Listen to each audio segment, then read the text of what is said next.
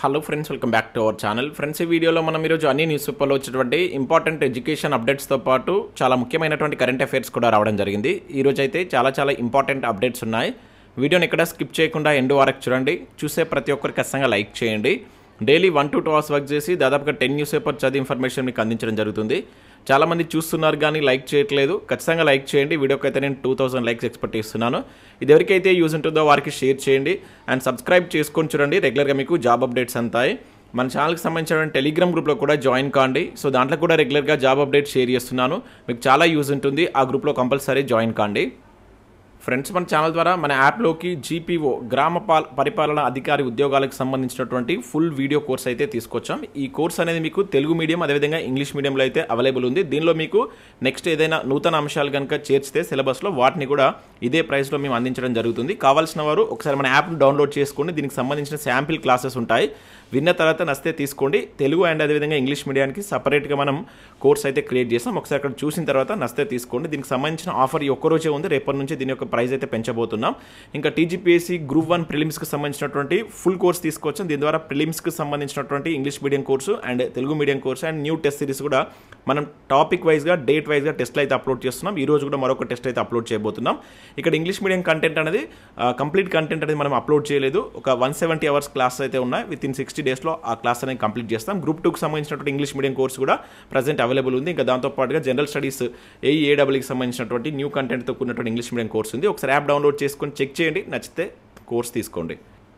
Friends, ఈరోజు news పేపర్లో వచ్చిన అప్డేట్స్ కనుక చూసినట్లయితే మనకి ఇక్కడ ఫస్ట్ అప్డేట్ వచ్చేసి జీపీఓ పరీక్షకు రంగం సిద్ధమంటూ మనం దిశ న్యూస్ పేపర్లో ఒక అప్డేట్ అయితే చూడవచ్చు. సో ఈ ఉద్యోగాల కోసం ప్రిపేర్ అవుతున్న ప్రతి ఒక్కరైతే వీడియోని లైక్ చేసేటువంటి ప్రయత్నం చేయండి.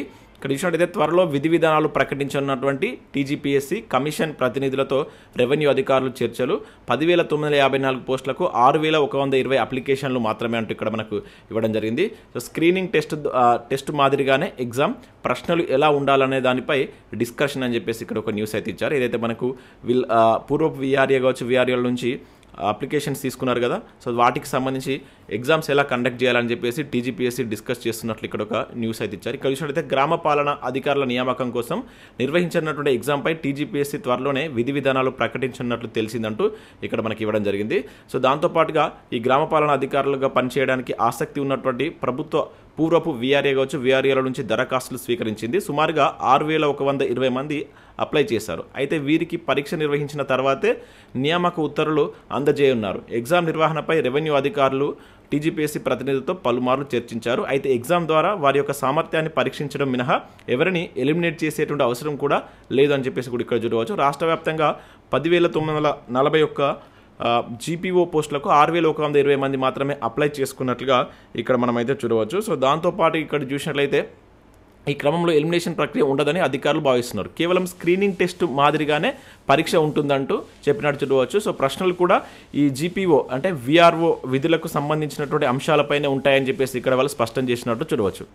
సో అయితే ఆ ప్రశ్నలు ఎలా ఉండాలన్న దానిపైన చర్చలు నడుస్తున్నట్లుగా ఇక్కడ మనం ఒక న్యూస్ అయితే చూడవచ్చు. అయితే ప్రశ్నపత్రం ఏ విధంగా ఉంటుందనే విషయాన్ని త్వరలోనే ప్రకటించే వీలుందని రెవెన్యూ అధికారి ఒకరు చెప్పారంటూ చూడవచ్చు. సో భూభారత్కి ఈ జీపీఓలే మూలం అని చెప్పేసి కూడా ఇక్కడ మనకు ఇవ్వడం జరిగింది. సో ఈ ప్రక్రియ కంప్లీట్ అయితే మనకు డైరెక్ట్ రిక్రూట్మెంట్ ద్వారా వేకెన్సీస్ ఎన్ని ఉంటాయి, సో ఎప్పుడు నోటిఫికేషన్ రావచ్చు అనేటువంటిది ఒక ఐడియా అయితే వస్తుంది. అంటే ఈ కంప్లీట్ వీళ్ళకు ఎగ్జామ్ కండక్ట్ చేసి ఆ రిజల్ట్స్ ఇచ్చి వాళ్ళను ఈ విధిలోకి తీసుకున్న తర్వాత మిగిలినటువంటి పోస్టులకు మనకు ప్రభుత్వం డైరెక్ట్ రిక్రూట్మెంట్ ద్వారా నోటిఫికేషన్ ఇస్తామని చెప్పేసి అయితే మనకు ప్రకటించడం జరిగింది. మరి అవి ఎన్ని వేకెన్సీస్ ఉంటాయి, ఈ ప్రాసెస్ అంతా ఎంతలోపు కంప్లీట్ అవుతుందని చెప్పేసి మనం ఇప్పుడే చెప్పలేం.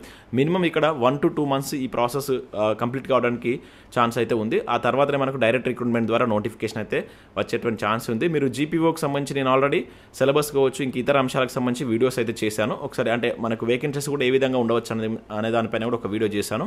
మన ఛానల్లో ఉంటాయి. నేను జీపీఓకి సంబంధించి ఒక ప్లేలిస్ట్ క్రియేట్ చేశాను. మీరు చూసేటువంటి ప్రయత్నం చేయండి.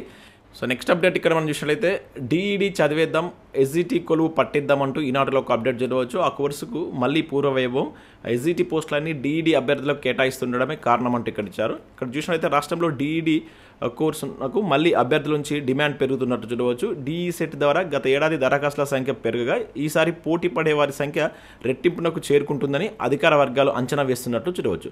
సో 2 ఏళ్ల ఈ డిఈడి చదివి టెట్ పాస్ అయితే ప్రభుత్వ పాఠశాలలో సెకండరీ గ్రేడ్ టీచర్ ఎస్జిటి కొలువులకు సులభంగా ఎంపిక కావచ్చని అభిప్రాయం బలంగా ఉంది. సో ఫలితంగా ఈసారి డిఈ సెట్కు దరఖాస్తులు చేసుకునేందుకు ఇంకా 15 రోజులు గడువు ఉండగా గత ఏడాది కన్నా 8,340 దరఖాస్తులు ఇప్పటికే అధికంగా వచ్చాయంట. సో దీనికి ప్రధాన కారణం ఏంటంటే సుప్రీంకోర్టు యొక్క తీర్పు. సో మనకేంటి ఈ పోస్టులన్నీ ఎస్జిటి పోస్టులన్నీ డిఈడి చేసినటువంటి అభ్యర్థులు ఫిల్ చేయాలని చెప్పేసి మనకు సుప్రీంకోర్టు తీర్పు ఇచ్చిన నేపథ్యంలో ఇప్పుడు మనకి డిఈడి అంటే ఈ కోర్సుకు సంబంధించి ఎక్కువగా డిమాండ్ ఉందని చెప్పేసి ఇక్కడ న్యూస్ అయితే వచ్చింది. 2019 నుంచి మనకి ఈ డిఈ సెట్కి సంబంధించిన దరఖాస్తులు ఎలా పెరుగుతున్నాయని కూడా ఇచ్చారు. 2025కి వచ్చేవారు ఇక్కడ 26,000 దరఖాస్తులు, అంటే ఇంకా 1వ తేదీ వరకు అప్లై చేసుకోవడానికి ఛాన్స్ అయితే ఉంది, మే 1వ తేదీ వరకు. అయితే దీనికి సంబంధించి ఇంకా పెరిగేటువంటి అవకాశం ఉన్నట్లుగా ఇక్కడ మనకు ఒక న్యూస్ చూడవచ్చు. ఇక నెక్స్ట్ మిషన్ ఆపరేటర్గా జూనియర్ అసిస్టెంట్ అంటే ఇక్కడ ఒక న్యూస్ చూడవచ్చు. జేసీసీలో ఇష్టానుసారంగా విధుల అప్పగింత, 60% వేతనాలు, పిఎఫ్లోను కోతలు అంటే ఇక్కడ చూడవచ్చు. సో హెవీ మిషన్ ఆపరేటర్గా పనిచేయాలంటే కనీసం మనకు ఐటీఐ లేదంటే డిప్లొమా ఇంజనీరింగ్ అర్హత ఉండాలి. గిరిజన సహకార సంస్థలో ఇవేమీ అక్కర్లేదు. టీజీపీఎస్సీ గ్రూప్ 4 ద్వారా ఎంపికైనటువంటి జూనియర్ అసిస్టెంట్లకు ఈ బాధ్యతలు అప్పగిస్తున్నారు. పెట్రోల్ బంకుల్లో పనిచేయాలని, సేల్స్ మెన్గా విధులు నిర్వహించాలని ఆదేశిస్తున్నారు. రాష్ట్రంలో ఈ జీసీసీలో కొత్తగా చేరినటువంటి 53 మంది జూనియర్ అసిస్టెంట్ల పరిస్థితి గందరగోళంగా మారిందంటూ చూడవచ్చు. గ్రూప్ 4కు ఎంపికైన తోటి వారితో పోలిస్తే వీరి యొక్క పని విధి విధానాలు, వేతనాలు పొంతనే లేకుండా ఉందని చెప్పేసి ఇచ్చారు. చివరికి కొందరికి వారాంతపు సెలవులు సైతం దక్కట్లేదని చెప్పేసి కూడా ఇక్కడ ఒక న్యూస్ అయితే చూడవచ్చు. 24 గంటల పని, లాభ నష్టాలకు బాధ్యత అని కూడా ఇక్కడ మనం వీరికి ఏదైతే గ్రూప్ 4 ద్వారా సెలెక్ట్ అయినటువంటి అభ్యర్థుల యొక్క పరిస్థితిని తెలియజేస్తూ మనకు ఈనాడులో నిన్నటి పేపర్లో ఒక అప్డేట్ అయితే వచ్చింది.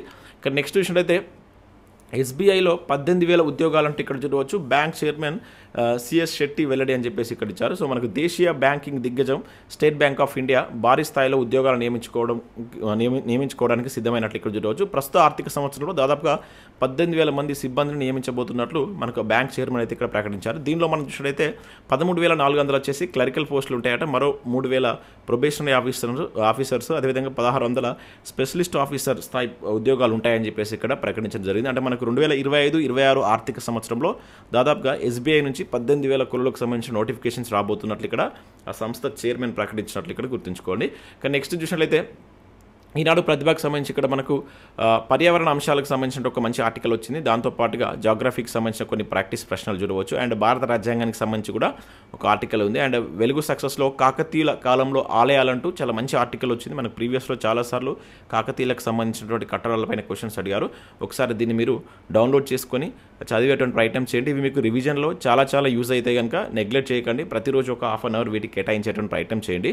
ఇవి మనకు వివిధ న్యూస్ పేపర్లో వచ్చినటువంటి education updates. Next current affairs చూద్దాం. చాలా ముఖ్యమైన కరెంట్ అఫైర్స్ ఉన్నాయి, స్కిప్ చేయకుండా చూడండి, ఖచ్చితంగా లైక్ చేయండి. ప్రతిరోజు ఒకటే వీడియోలో ఎడ్యుకేషన్ అప్డేట్స్ అదేవిధంగా కరెంట్ అఫైర్స్ 2 కలిపి అయితే మీకు అందించడం జరుగుతుంది. మీ నుంచి సపోర్ట్ ఉండాలి. ప్రతి ఒక్కరు లైక్ చేసి మీ మిత్రులకు షేర్ చేసేటువంటి ప్రయత్నం చేయండి. మన ఇన్స్టా పేజ్ని ఫాలో కండి, దాంట్లో కూడా రెగ్యులర్గా మంచి అప్డేట్స్ కరెంట్ అఫైర్స్ కావచ్చు ఇంకా ఇతర సమాచారాన్ని షేర్ చేస్తున్నారు. ప్రతి ఒక్కరు దాన్ని ఫాలో కండి. లింక్స్ అన్ని కింద డిస్క్రిప్షన్లో ఉంటాయి. ఇక్కడ మనం చూసినట్లయితే ఆల్బనీస్కి మళ్ళీ పట్టమంటూ చూడవచ్చు. మరో 3 ఏళ్ల ఆస్ట్రేలియా ప్రధానిగా ఆయనే అని చెప్పేసి ఇక్కడ ఒక న్యూస్ చూడవచ్చు. సో మనకు ఆస్ట్రేలియా ఎన్నికల్లో ప్రధానమంత్రి ఆంటోనీ ఆల్బనీస్ నేతృత్వంలో ఉన్నటువంటి పార్టీ ఏదైతే మనకు లేబర్ పార్టీ మరోసారి విజయం దిశగా దూసుకెళ్తుందంట. సో దీంతో మరో 3 ఏళ్ల పాటు ఆయనే ప్రధానిగా కొనసాగనున్నారు. 21 ఏళ్ల తర్వాత వరుసగా రెండోసారి గెలిచినటువంటి నేతగా ఈ ఆల్బనీస్ నిలవనున్నట్లు ఇక్కడ చూడవచ్చు. గుర్తుంచుకోండి, ఏ దేశానికి సంబంధించిన ఎన్నికలు ఇవి? ఆస్ట్రేలియాకు సంబంధించిన ఎన్నికలు. సో రెండోసారి ఇక్కడ గెలవబోతున్నాడు కనుక సో మనకు అంటే ప్రపంచంలో వివిధ దేశాల్లో జరుగుతున్నట్టు ఎన్నికలు కావచ్చు, అక్కడ ఎన్నికవుతున్నటువంటి ప్రధానులు కావచ్చు, అక్కడ ఉన్నటువంటి ఏదైతే పొలిటికల్ సిస్టమ్కి సంబంధించిన వాటిపైన కూడా ఇటీవల కరెంట్ అఫైర్స్ కోణంలో క్వశ్చన్స్ ఎక్కువగా అడుగుతున్నారు. కొంచెం జాగ్రత్తగా గుర్తుంచుకోండి.